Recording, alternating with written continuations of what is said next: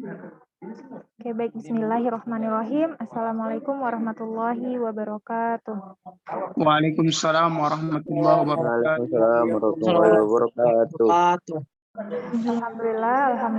Alhamdulillahirabbil alamin. Puji syukur kita kehadirat Allah Subhanahu wa taala yang telah melimpahkan rahmat, hidayah serta kesehatan kepada kita sehingga hari ini kita dapat melakukan perkuliahan kita setelah 2 minggu kita tidak melakukan Zoom meeting ya. Jadi sudah 2 minggu, tapi itu juga karena ini semua udah ngumpul UTS-nya. Sudah semua ya dikirim ya. Nah, jadi setelah 2 minggu kita libur lebaran, saya juga mohon maaf lahir batin karena kita juga masih suasana lebaran. Jadi hari ini kita melanjutkan kelompok 7 mengenai ICT untuk sistem pendukung keputusan organisasi. Hari ini presentasinya Muhammad Rizky Wibowo sudah bergabung. Sudah ada? Sudah, Bu. Sakina Nur Aini. Sudah, Bu. Laila Barida. Sudah, Bu. Sudah, baik ya. Nah, hari ini kita kelompok 7, maka akan mendengarkan presentasi dari kelompok 7. Seperti biasa ya, didengarkan dulu materinya, karena juga materinya sudah dikirim oleh Pak Irwan sebelumnya, jadi Volumenya full, Pak. sebelumnya. Volumenya full, Pak. Jadi kawan-kawan nanti bisa membuat pertanyaan kepada pemakalah hari ini. Ya, kita sama-sama kita dengarkan ya.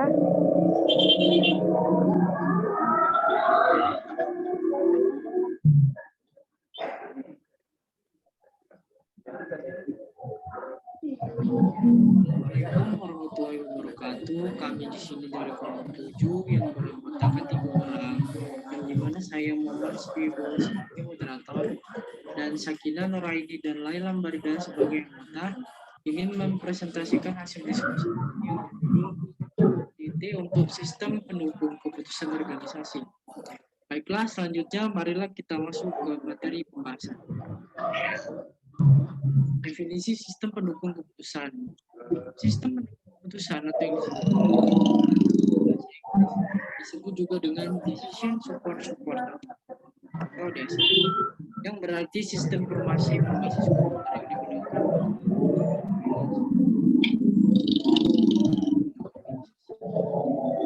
juga sering dikatakan sebagai sistem komputer yang membantu dalam yang dapat menyelesaikan permasalahan dan memberikan keputusan yang tepat.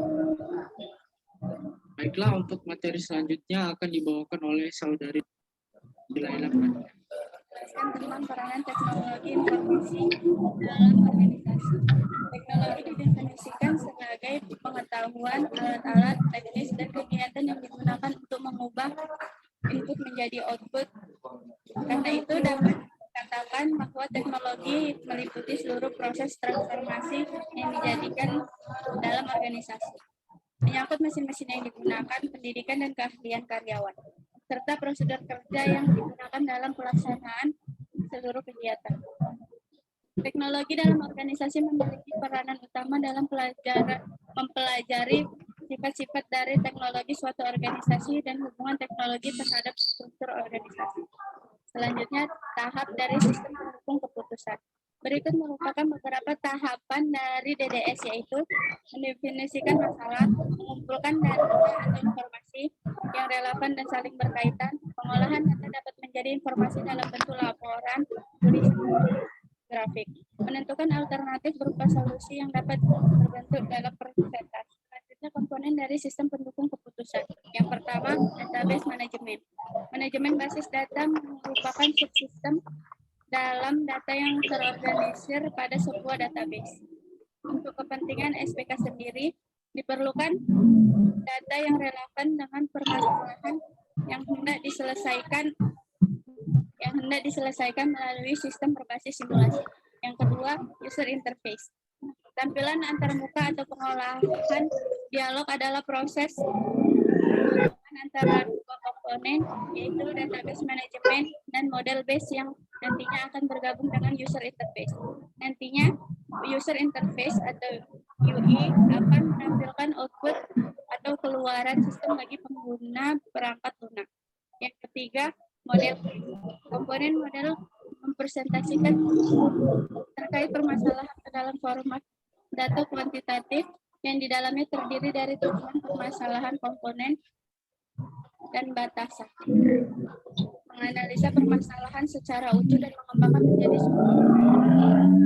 Baik, selanjutnya akan dilanjutkan oleh materi. Terima kasih atas penjelasan dan pemaparannya saudari Farida. Untuk materi selanjutnya akan dibawakan oleh saudari Sakinah Nurhaliza.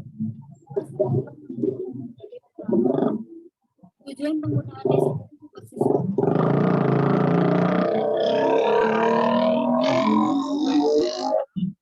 mampu mendukung aplikasi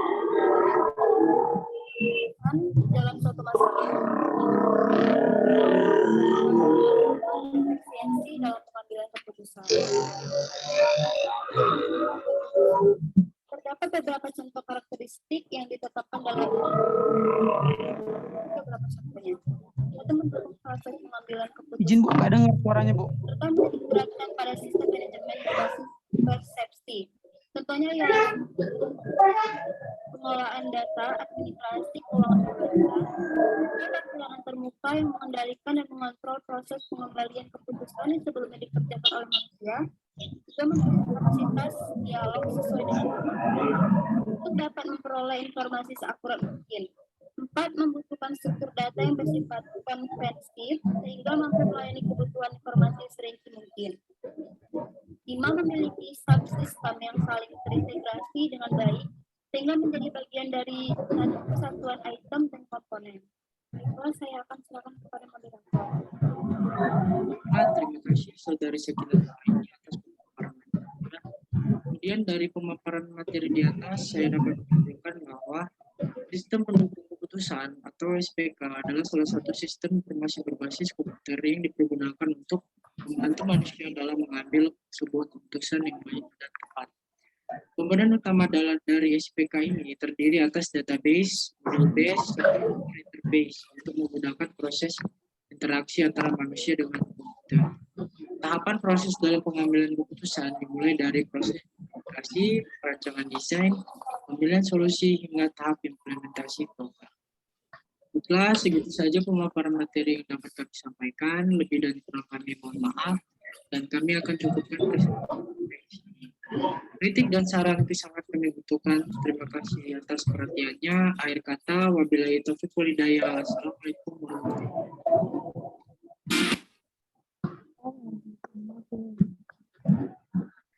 Oke, sudah didengarkan ya dari pemaparan dari kelompok 7 mengenai ICT untuk sistem pendukung keputusan. Jadi sekarang seperti biasa kita akan buka sesi tanya jawab. Apabila nanti di sesi ada beberapa yang ingin dipertanyakan, maka kita akan buka sesi kedua. Jadi untuk hari ini saya minta untuk Muhammad Rizky Bowo dapat memandu diskusi kita. Jadi silahkan untuk dibuka saja sesi tanya jawabnya. Baik, untuk sesi tanya jawab yang pertama kami akan menampung 3 pertanyaan. Jadi untuk peserta yang ingin bertanya, silakan. Saya izin bertanya. Raise hand, Bang.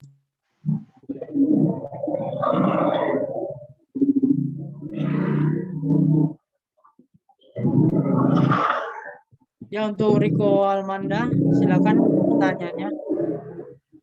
Perkenalkan, nama saya Riko Almanda. Izin bertanya, apa yang menjadi alasan suatu perusahaan menggunakan sistem pendukung keputusan, terutama keputusan itu yang lebih strategis? Sekian, terima kasih. Bisa diulangi pertanyaannya?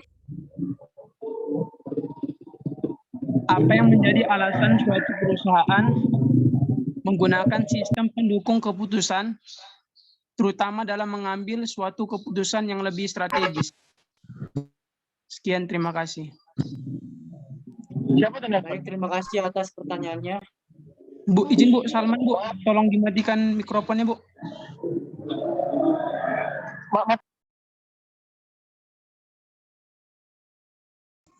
Iya, boleh diulang pertanyaannya?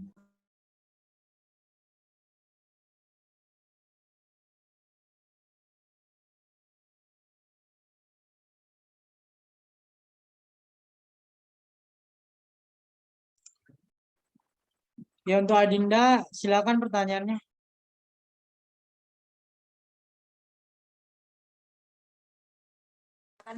Assalamualaikum warahmatullahi wabarakatuh. Saya Adinda Cirilda, kelompok.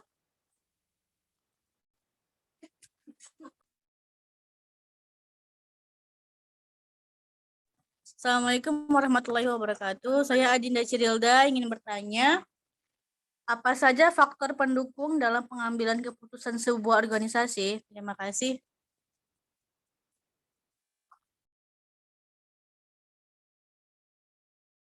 Ya, terima kasih atas pertanyaannya, Adinda Cirilda.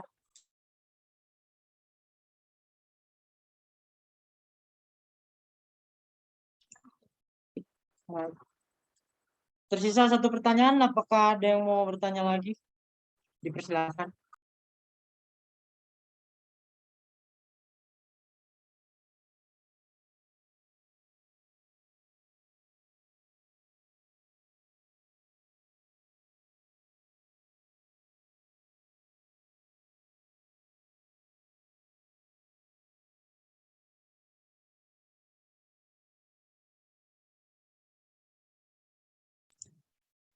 Apakah ada yang mau bertanya lagi?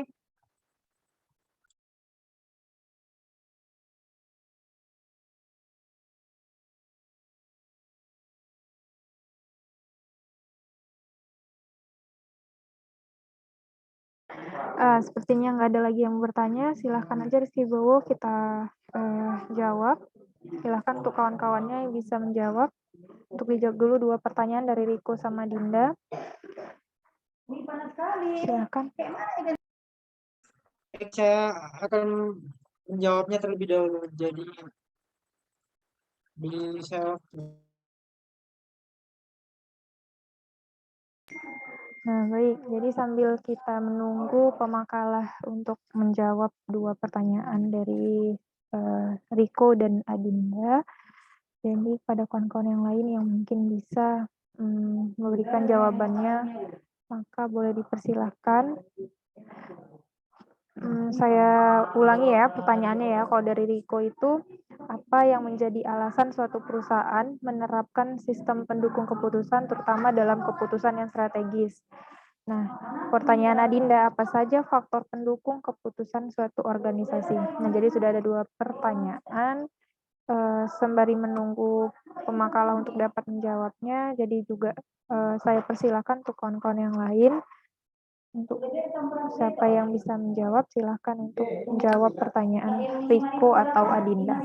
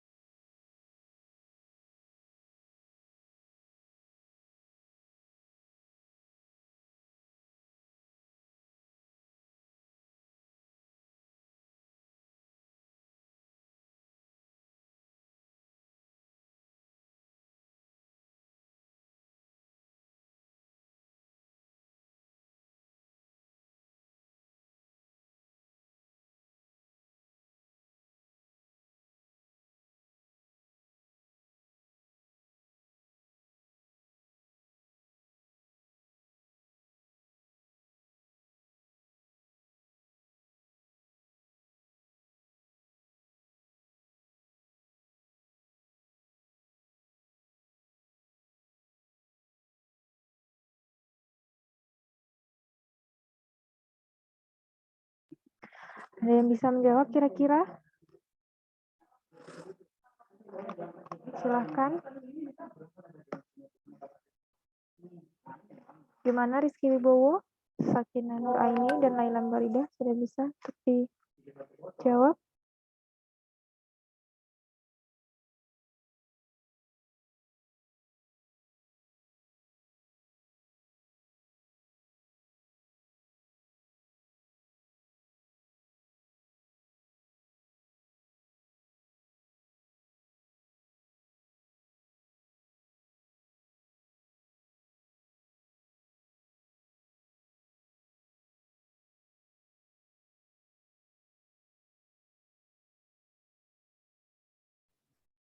Baik, Bu. Saya akan menjawab pertanyaan dari Riko Almanda. Silakan. Pertanyaannya, apa yang menjadi alasan suatu perusahaan menggunakan sistem pendukung keputusan terutama dalam pengambilan suatu keputusan yang lebih strategis?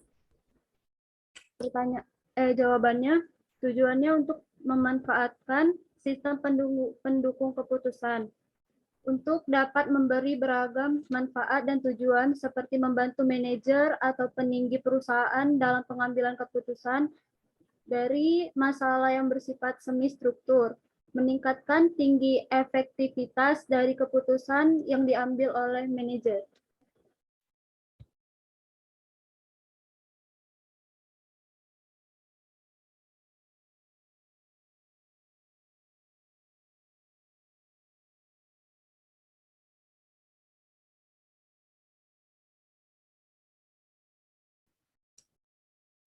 Baik, Bu, hanya itu yang bisa saya jawab.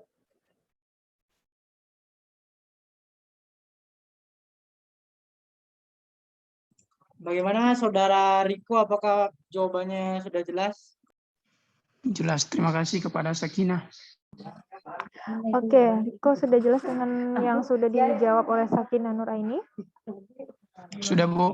Oke, kira-kira dari pertanyaan Riko dan yang sudah dijawab oleh Sakinah tadi apa yang bisa disimpulkan?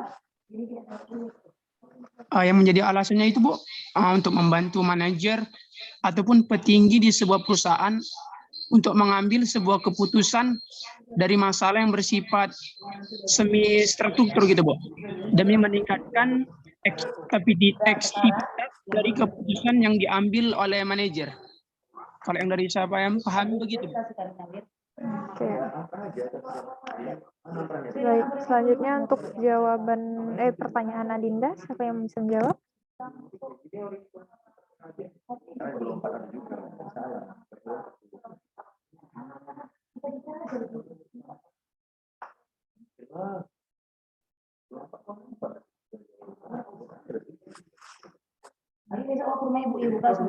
Baik, Bu, saya akan menjawab pertanyaan dari Adinda. Apa saja faktor pendukung dalam pengambilan keputusan sebuah organisasi? Sebuah keputusan sangat berpengaruh pada langkah perusahaan dalam menjalankan organisasi atau bisnis. Hal yang sangat mempengaruhi pengambilan dari keputusan yang dibuat dan dilakukan yaitu penilaian individu, di mana setiap individu akan memandang putusan tersebut didasarkan sebagai sisi yang berbeda. Yang kedua, pribadi seseorang, di mana pengambilan suatu keputusan dipengaruhi juga bagaimana pribadi seseorang yang terlibat dalam suatu keputusan yang akan dibuat. Dan yang ketiga, posisi kedudukan seseorang. Pengambilan keputusan juga sangat dipengaruhi oleh kedudukan seseorang dalam suatu perusahaan atau lembaga. Yang keempat, masalah. Masalah yang muncul merupakan hambatan yang terjadi dan berpengaruh pada hal-hal penting sehingga tujuan jadi tertunda. Mungkin hal itu yang berpengaruh pada keputusan yang sebelumnya harus menganalisa masalah terlebih dahulu. Yang kelima, situasi dan kondisi. Pengambilan keputusan juga dipengaruhi karena adanya situasi tertentu yang terjadi di sekitar. Yang keenam, waktu. Pengambilan suatu keputusan juga dipengaruhi oleh waktu, karena tidak bisa dihentikan sementara keputusan segera diambil. Yang ketujuh, emosional. Tingkat emosional ini juga dipengaruhi oleh perasaan, emosi, dan apa yang dirasakan oleh pengambilan keputusan. Pengaruhnya bisa sangat kuat terjadi karena biasanya putusan juga akan mempertimbangkan hal-hal yang berkaitan dengan kemanusiaan, sosial, dan sebagainya. Yang ke-8, rasionalitas. Pengambilan keputusan yang didasarkan pada tingkat rasionalitas seseorang akan menghasilkan sebuah keputusan yang objektif. Dan yang ke-9, interpersonal, yang diartikan tentang hubungan orang dengan orang lain, terjadi jalinan kerjasama. Yang ke-10, praktikal dan struktural. Praktikal ini didasarkan kemampuan individu dalam bertindak dan memiliki kemampuan untuk melakukan sesuatu seperti keputusan yang diambil. Mungkin hanya itu aja yang bisa saya sampaikan kepada Adinda. Apakah sudah jelas?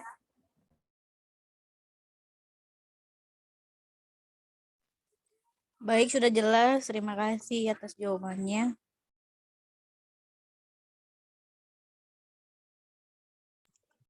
Ya, untuk Advan Asmi, Raisen, mau silakan pertanyaannya, Advan Asmi. Tunggu ya, tadi itu dijawab Laila Barida itu pertanyaan Adinda. Iya benar ya, pertanyaan Adinda ya? Iya Bu, benar Bu, Adinda. Oke, sudah dijawab oleh Laila Barida. Saya kembalikan kepada Adinda. Kira-kira apa yang bisa disimpulkan dari yang sudah dijawab oleh Laila Barida? Yang dapat saya simpulkan yaitu penilaian individu dapat mempengaruhi aspek terjadinya suatu putusan. Setiap individu akan memandang putusan tersebut didasarkan berbagai sisi yang berbeda. Ada pula penilaian yang diambil didasarkan pada latar belakang pengalaman masa kecil, faktor keluarga, dan sebagainya. Itu yang dapat saya simpulkan, Bu. Ya. Sekarang saya kembalikan kepada Wahyu Rusbandi. Masih bergabung di sini Wahyu Rusbandi? Masih bergabung Wahyu Rusbandi?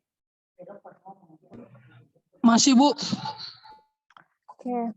Dari pertanyaan Adinda tadi yang sudah dijawab oleh Laila Barida, coba kamu simpulkan kembali apa yang bisa kamu dapat dari yang dijawab oleh Laila Barida.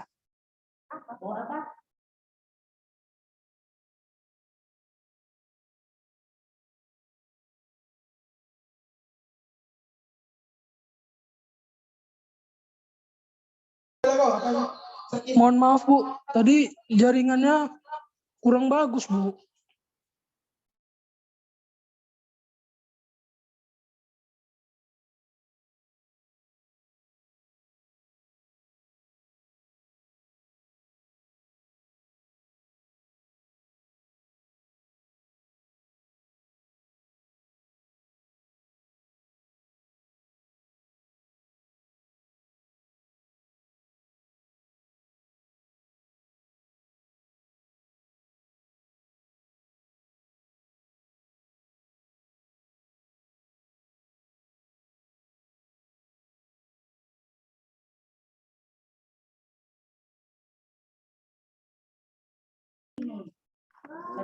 Muhammad Taufik Hidayah ada? Muhammad Taufik Hidayah ada?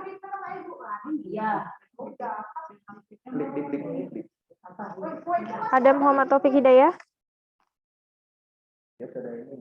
Oke, nggak ada ya. Ismi Hamidah Rasyad ada?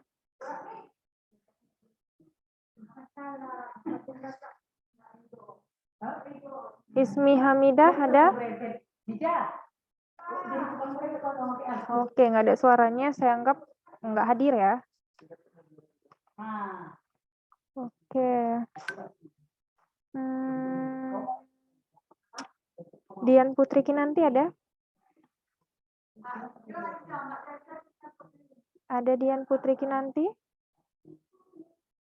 Oke, nggak ada juga suaranya. Berarti yang tadi saya anggap nggak hadir ya. Kalau saya panggil tapi nggak ada suaranya, saya anggap nggak hadir. Oke. Saya kembalikan lagi kepada siapa tadi? Rizky Wibowo. Silakan dibuka sesi keduanya. Baik Bu. Untuk sesi kedua kami akan menampung 2 pertanyaan lagi. Yang ingin bertanya kami persilakan. Untuk Azmi ingin bertanya, dipersilakan. Baik, terima kasih sebelumnya atas kesempatannya memberikan saya waktu untuk bertanya. Pertanyaan saya yaitu, apakah di dalam ICT sebagai sistem pendukung keputusan memiliki keterbatasan? Jika ada, tolong berikan penjelasannya. Terima kasih. Baik, terima kasih atas pertanyaannya. Wahyu Putra Prayuda, Silakan pertanyaannya. Baik, terima kasih kesempatannya. Saya ingin bertanya, mengapa sistem pendukung keputusan sangat penting ketika diimplementasikan dalam setiap unit organisasi maupun di dalam perusahaan? Terima kasih.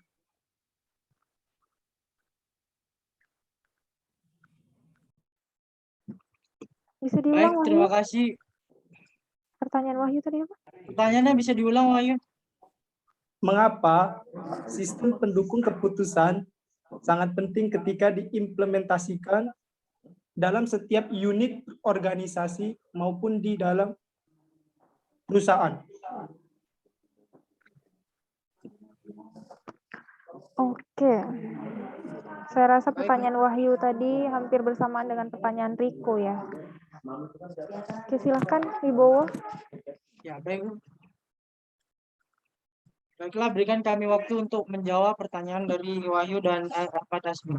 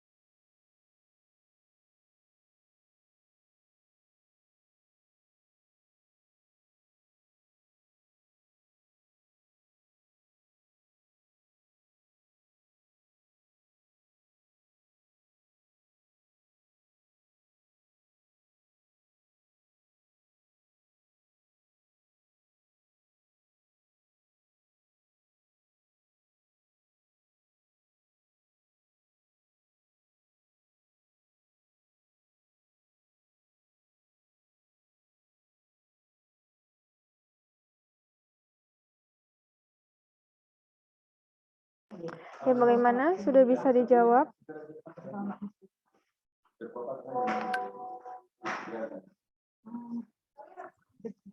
Baik, saya di sini akan menjawab pertanyaan dari Wahyu Putra Prayuda yang dimana pertanyaannya, mengapa sistem pendukung keputusan sangat penting ketika diimplementasikan dalam setiap unit organisasi maupun di dalam perusahaan.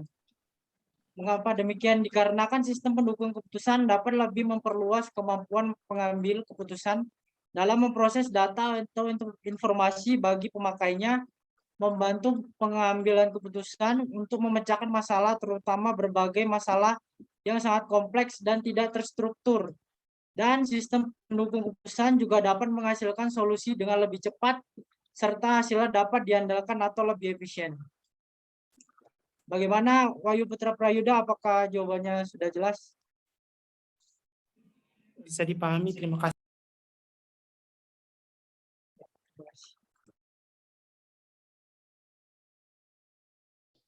Boleh diulang jawabannya?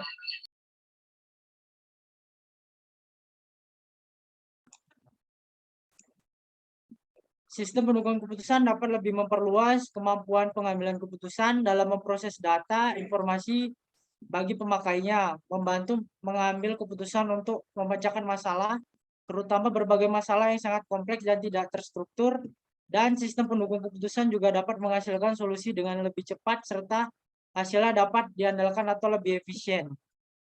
Terima kasih.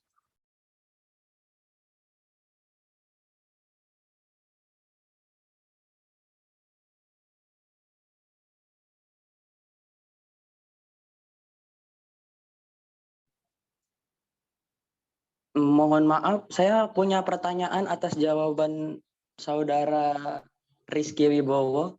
Apakah boleh? Ya, silakan Asmi.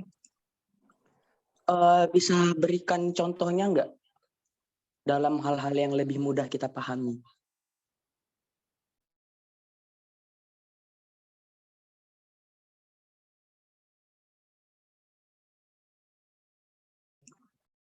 contoh dalam jawaban yang tadi ya maksudnya. Iya Rizky, benar sekali.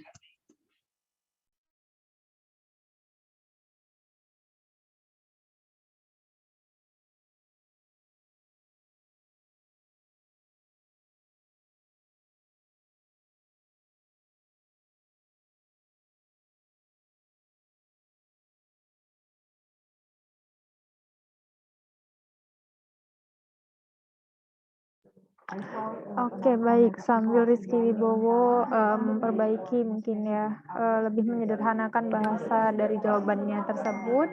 Pada kawan-kawan, apakah ada yang mau menambahi? Tadi Azmi lebih ke menyanggah kali ya, dan siapa yang bertanya tadi? Wahyu, kurang jelas dengan jawaban Rizky Wibowo. Jadi mungkin kawan-kawan yang lain bisa membantu atau menambahkan atas jawaban Rizky Wibowo. Dan saya rasa pertanyaan Wahyu tadi sangat berkaitan sih dengan pertanyaan Riko tadi. Mengapa sistem pendukung sangat penting dalam suatu keputusan dalam suatu perusahaan ya? Itu tadi kan Wahyu Putra ya? Pertanyaan Wahyu Putra ya?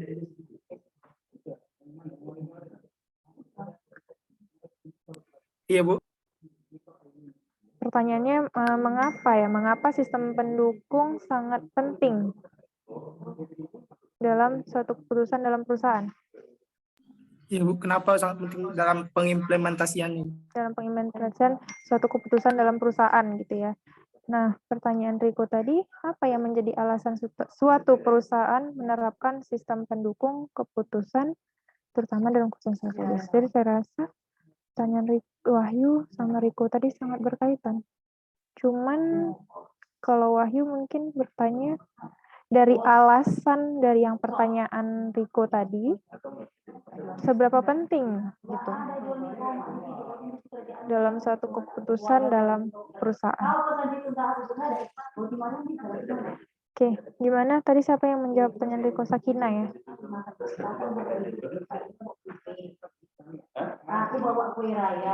Ada yang bisa menanggapi atau menambahi?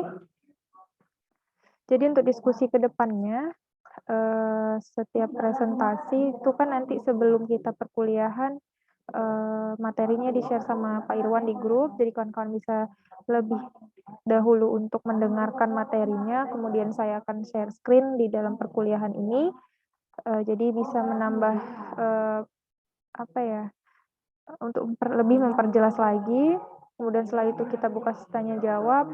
Saya mau semua kawan-kawan yang sudah hadir di Zoom meeting ini juga bisa mendengarkan pertanyaan dari kawannya dan bisa untuk menambahi atau menanggapi atau menyanggah dari jawaban kawan-kawannya juga. Di sini kan sebelumnya saya bilang kalau ada yang bertanya, menjawab, menambahi, bahkan menyanggah diskusi, kan saya tandai. Nah, jadi ada beberapa nama di sini yang nggak ada tanda-tanda apapun. Jadi nggak ada tanda-tanda kehidupan di namanya. Jadi untuk kedepannya ya, pada pertemuan ini, ketika saya panggil namanya, untuk apakah itu memberikan pertanyaan, atau menjawab, atau memperjelas jawaban dari si pemakalah. Kalau misalnya lagi nggak ada suaranya, tapi di sini ada namanya, saya anggap nggak hadir ya. Karena di perkuliahan sebelumnya juga sudah saya jelaskan. Walaupun ini Zoom meeting, tapi kita juga tetap harus aktif kuliahnya. Saya nggak mau walaupun cuma Zoom meeting, tapi kawan-kawan nggak dapat apapun dari setiap materinya, gitu. Ya, jadi saya mau untuk pertemuan ke depannya, kawan-kawan juga aktif, bisa mendengarkan jawaban dan pertanyaan kawan-kawan yang lain.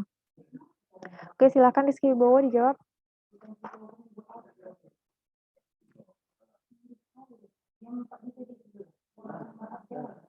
Izin Bu, tadi Saudara Azmi ingin menanyakan contoh yang pertanyaan dari Wahyu ya Bu? Ya, Bu. Muhammad Taufik Hidayah ya? Iya Bu. Tadi saya panggil kemana? Bu nggak kedengaran Bu. Oke. Tadi pakai headset cuman dilepas. Iya, tadi Azmi bukan menyanggah sih, mau memperjelas, minta perjelasan dari jawaban Rizky Wibowo.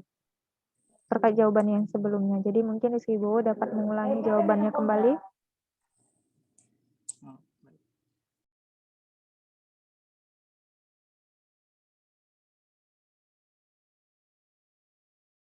Gimana Rizky Wibowo atau kawan yang lain bisa membantu? Kan pertanyaannya seberapa penting? Mengapa sebegitu pentingnya satu pendukung keputusan dalam perusahaan?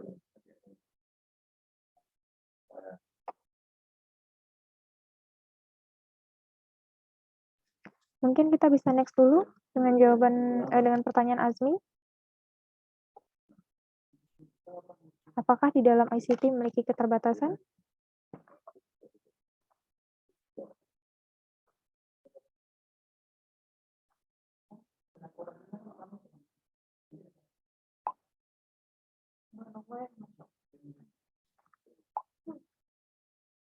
Bagaimana nih? Ini diam-diam maksudnya udah paham semua nih ya, udah ngerti ya? Bagaimana Sakina Nur Aini, Laila Barida? Bisa dijawab? Saya akan menjawab pertanyaan dari Asmi.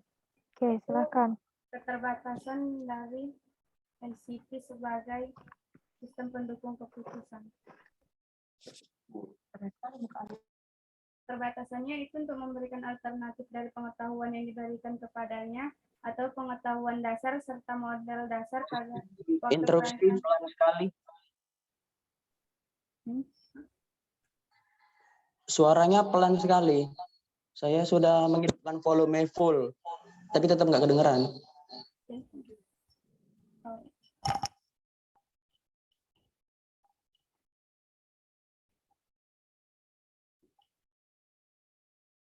Baik, akan saya ulang. Keterbatasan untuk memberikan alternatif dari pengetahuan yang diberikan kepadanya atau pengetahuan dasar serta model dasar pada waktu perencanaan program tersebut.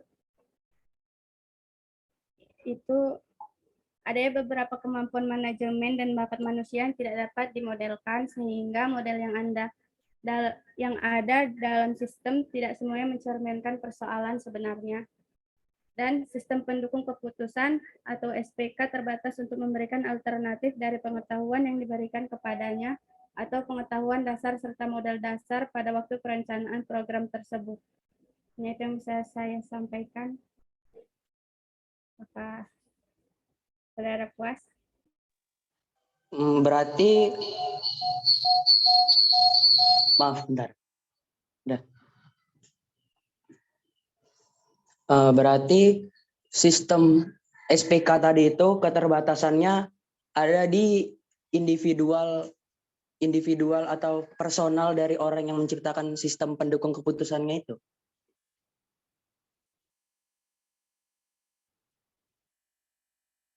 Apakah begitu?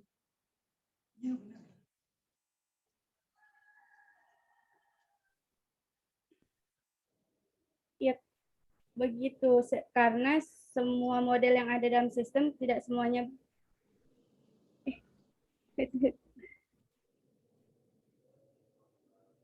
karena bakat manusia yang tidak dapat, ada beberapa kemampuan manajemen manusia yang tidak dapat dimodelkan. Sehingga model yang ada dalam sistem tersebut tidak semuanya. Jadi dia termasuk di dalam. Contohnya?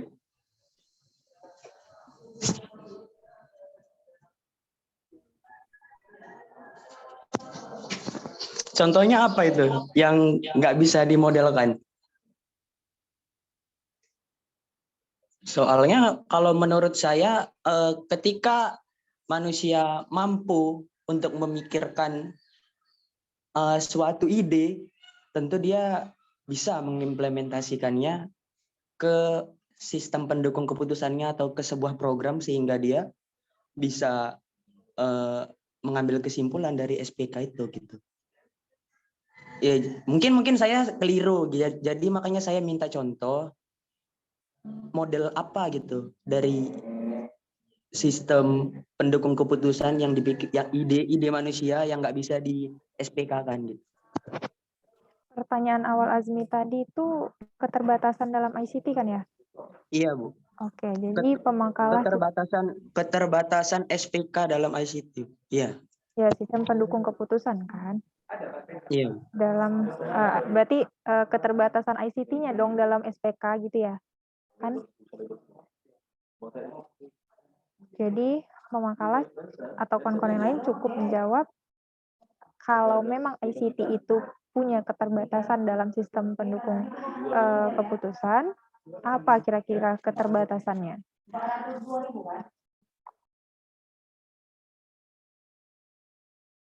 Iya Bu, kalau itu udah dijelaskan tadi Bu sama mereka kalau keterbatasannya itu ada di orangnya gitu Bu. Ketika orangnya mampu memikirkan suatu ide tapi ICT-nya itu nggak bisa memodelkan ide tersebut gitu Bu. Maksudnya mungkin programnya itu nggak bisa nangkep semua apa ide yang dipikirkan manusia gitu Bu. Oh berarti oke, ya udah. Berarti keterbatasan dalam sistem pendukung keputusannya tadi itu tergantung dari SDM-nya, SDM suatu perusahaan itu gitu ya? Itu yang dijawab oleh pemakalah? Iya Bu, lebih ke SDM-nya. Yang nggak bisa keputusannya itu nggak bisa di program oleh ICT-nya. Iya. Oke.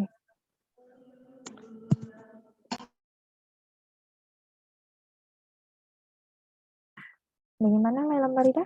Bisa dijelaskan kembali? Sakina Nuraini, bagaimana kira-kira? Atau ada kawan-kawan yang lain bisa menambahi atau menjelaskan? Mana tadi apa? Yuna.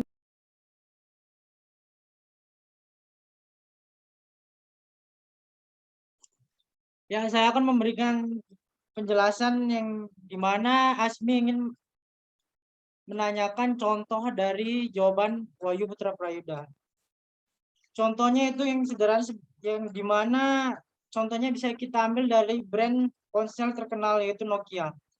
Dulu mereka diklaim sebagai perusahaan terdepan dalam industri telepon dan mampu menghadirkan inovasi yang digandrungi oleh seluruh konsumen di hampir seluruh dunia.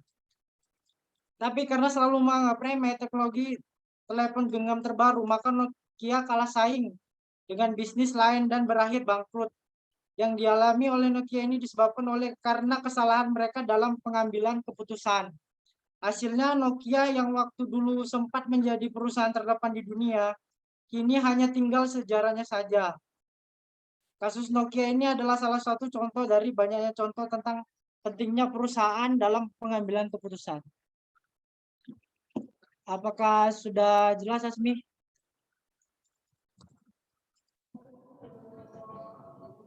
Oke, sudah jelas. Berarti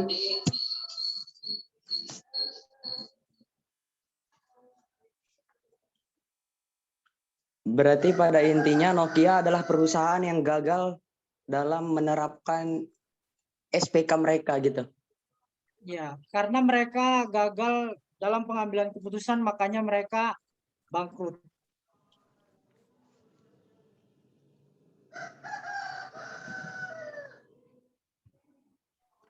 Ya, ada lagi kira-kira?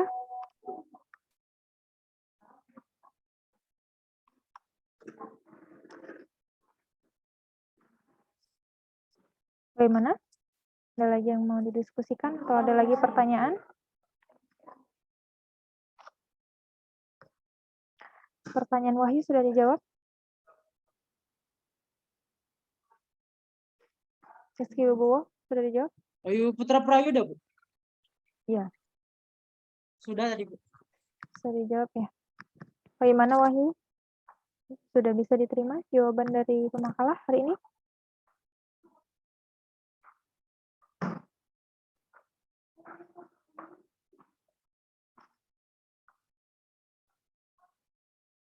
Masih ada Wahyu? Wahyu Putra? Oke, udah nggak ada suara ya. Baik. Nah, bagaimana nih Rizky? Sudah selesai diskusinya atau masih ada kawan yang lain untuk bertanya? Apakah tidak ada yang mau bertanya lagi? Jika tidak, maka kita akhiri saja sesi tanya jawab ini. Oke, baik. Terima kasih kepada pemakala yang hari ini sudah mendiskusikan hasil pemakalanya, dan terima kasih juga kepada kawan yang lain yang sudah menanggapi atau memberikan pertanyaan.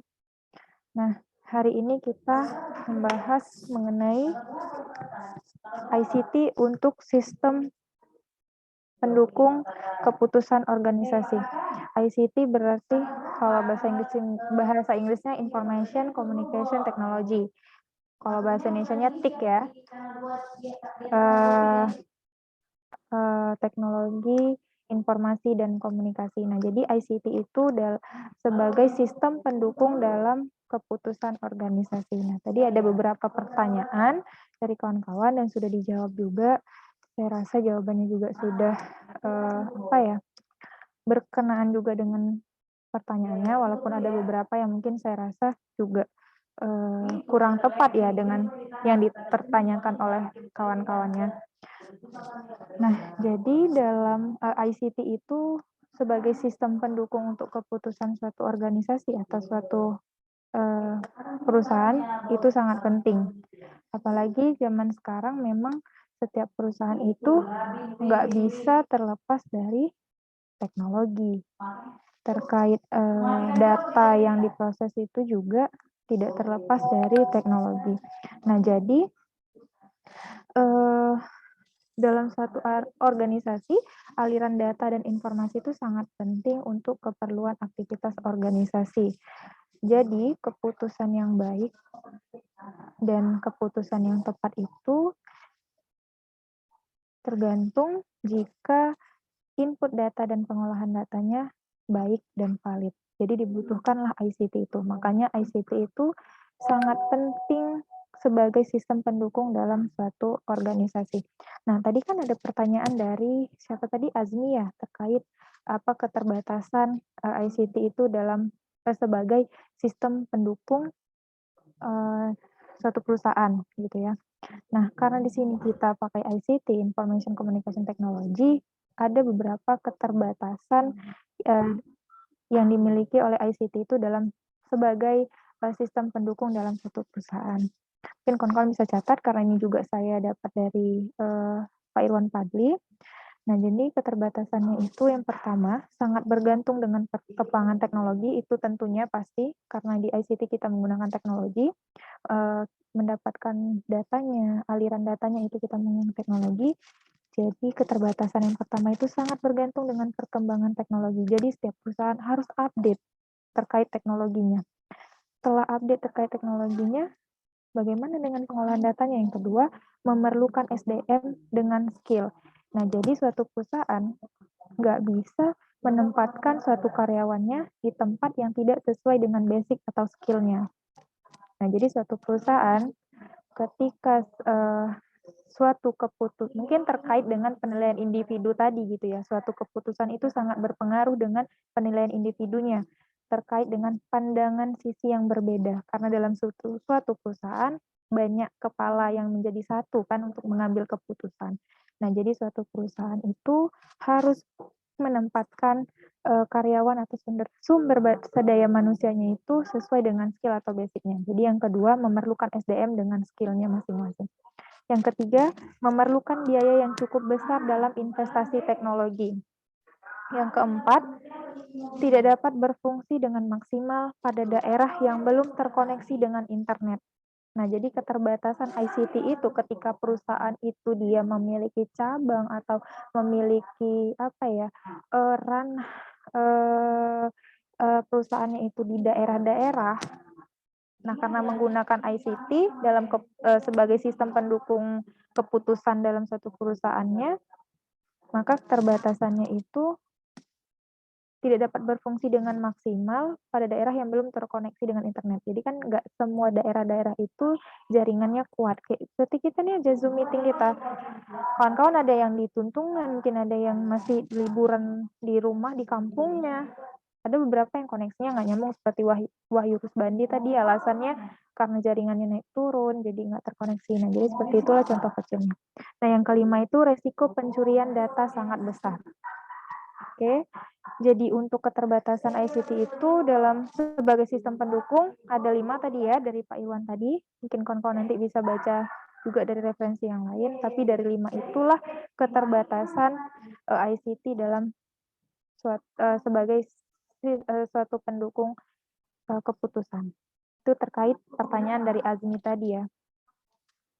Oke, selanjutnya terkait pertanyaan Riko, Adinda, dan Wahyu tadi itu sangat berkaitan kan? Riko bertanya, apa alasan suatu perusahaan itu menerapkan sistem pendukung keputusan? Terus, mengapa sistem pendukung itu sangat penting dalam perusahaan? Dan apa saja faktor pendukung keputusan itu? Nah, jadi seperti yang saya bilang tadi, dalam suatu organisasi, aliran data dan informasi itu sangat penting untuk keperluan aktivitas organisasi, karena keputusan yang baik dan tepat itu dapat dari jika input data dan pengolahan datanya yang baik dan valid juga. Kemudian, keputusan diambil untuk menentukan arah organisasi dalam mencapai tujuan organisasi tersebut. Suatu keputusan diambil berdasarkan input yang diterima, kemudian diproses dengan aturan dan ketentuan tertentu dari suatu perusahaan masing-masing. Jadi kan setiap perusahaan itu beda dia menerapkan ICT-nya sebagai sistem pendukung keputusan dalam organisasi tersebut. Jadi mungkin itu saja diskusi kita pada hari ini terkait pertanyaan-pertanyaan dari kawan-kawan yang lain.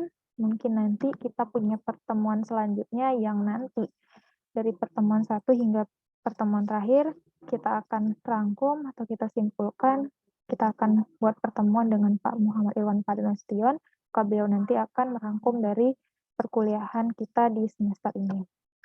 Oke, baik. Itulah tadi terkait pertanyaan kawan-kawannya.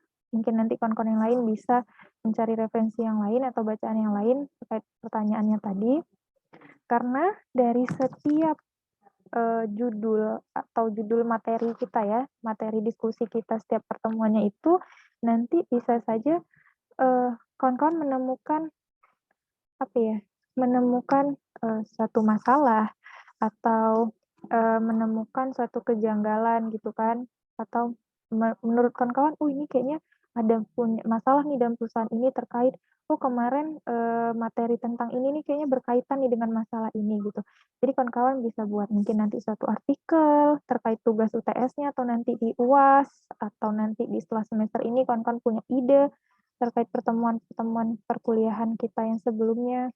Jadi nanti bisa jadi bahan kawan-kawan, hasil diskusinya bisa jadi bahan kawan-kawan untuk menuliskan artikel itu. Gitu. Jadi kan artikelnya itu sesuai dengan jurusan atau prodi kawan-kawan masing-masing. Nah, terkait tugas UTS sebelumnya, kira-kira sudah semua mengumpulkan? Masih ada yang belum nggak? Sepertinya sudah, Bu. Sudah semua ya.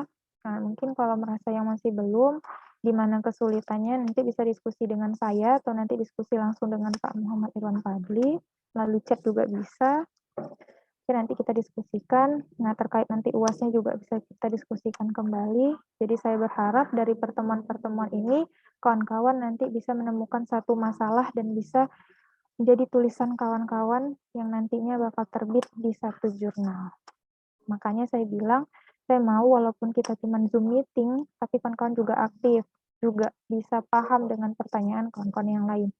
Makanya saya bilang juga, ketika nanti namanya ada di Zoom meeting ini, tapi saya panggil nggak dengar atau pura-pura nggak dengar, karena takut ditanya, karena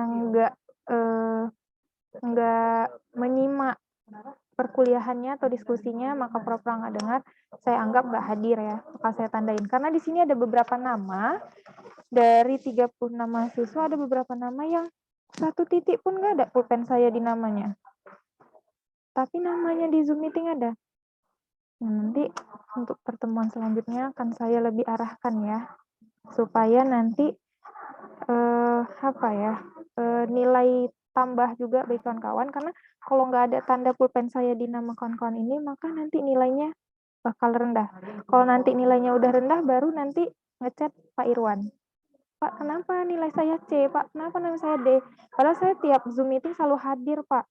Nah, jadi nanti biar nggak ada pertanyaan-pertanyaan seperti itu, maka saya harap kawan-kawan yang lain mencatat pertanyaan kawan-kawannya. Kalau punya pendapat sendiri boleh disampaikan, jangan pernah takut salah, karena di sini kita sama-sama belajar. Oke, mungkin itu saja. Terima kasih kepada kawan-kawan yang sudah hadir pada hari ini, sudah aktif juga. Karena ini masih suasana Lebaran dan saya lihat di sini kayaknya hadir semua ya. Jadi hari ini saya anggap hadir semua. Walaupun saya diskusi hari ini belum seperti biasanya ya, kurang, nggak seperti biasanya. Jadi nanti saya mau pertemuan selanjutnya kawan-kawan bisa lebih aktif dan paham dengan mata kuliah ini. Baik, lebih dan kurang saya mohon maaf, pada Allah saya mohon ampun.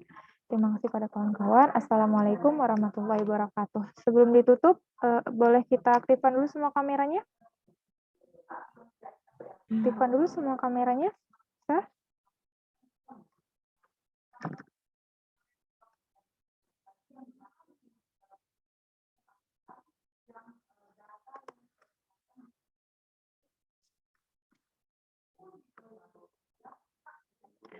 Nah ya, saya anggap udah aktif semua ini ya. Saya screenshot ya.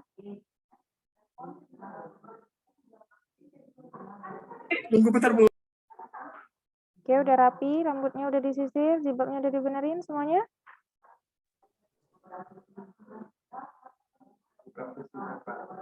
Satu, dua.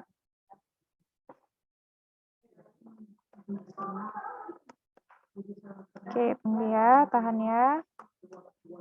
Sekali lagi ya. Oke, satu, dua.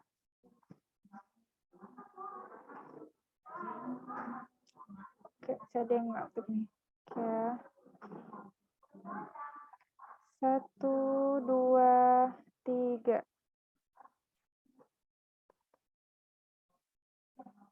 Oke. Udah saya screenshot ya. Giliran saya bilang aktifkan semua kameranya, pada aktif kameranya. Berarti pada denger kan saya ngomong apa. Tapi kira saya tanya, saya panggil namanya diam. Pura-pura jaringannya naik turun, putus-putus. Oke, nggak apa-apa. Terus saya harap untuk pertemuan selanjutnya kita bisa lebih aktif lagi diskusinya. Terima kasih kepada kawan-kawan yang sudah berhadir dan sudah berdiskusi hari ini. Bye-bye. Assalamualaikum warahmatullahi wabarakatuh. Waalaikumsalam warahmatullahi wabarakatuh. Waalaikumsalam warahmatullahi wabarakatuh. Warahmatullahi wabarakatuh.